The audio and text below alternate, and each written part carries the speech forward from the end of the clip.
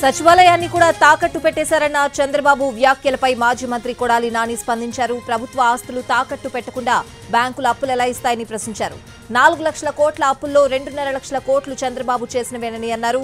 ప్రజలకు అవసరమైనప్పుడు ప్రభుత్వ ఆస్తులను బ్యాంకులకు తాకట్టు పెట్టడం మామూలేనని అన్నారు కొడాలి నాని.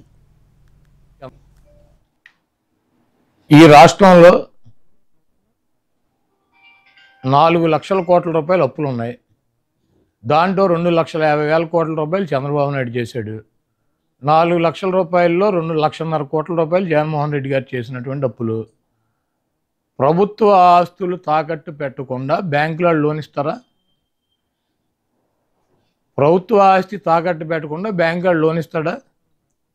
పలానా తాకట్టు పెట్టాలి, పలానా తాకట్టు పెట్టకూడదు, పలానాది మార్టిగేజ్ చేయాలి, పలానా షూటీ చేయాలని ఏమన్నా డాక్టర్ బిఆర్ అంబేద్కర్ గారు రాజ్యాంగంలో రాశారా? సెక్రటేరియట్ ఏంటి చంద్రబాబు గడిదా? ప్రభుత్వం అంది.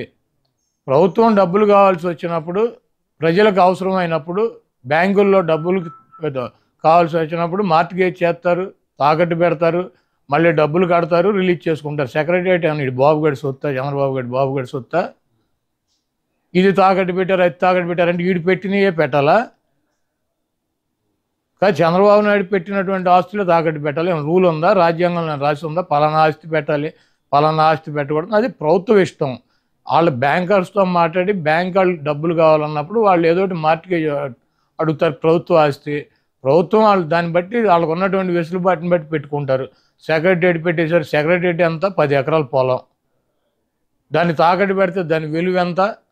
10 కోట్లు, లేకపోతే ఎకరం 20 కోట్లు ఉంటుంది, 2 కోట్లు ఉంటుంది, 20 కోట్ల ఆస్తి. ఒక సచివాలయమే పెట్టారా? నువ్వేం పెట్టలేదా గతంలో? ఈ చంద్రబాబు నాయుడు అనేవాడు ఒక చిల్లర రాజకీయ నాయకుడు.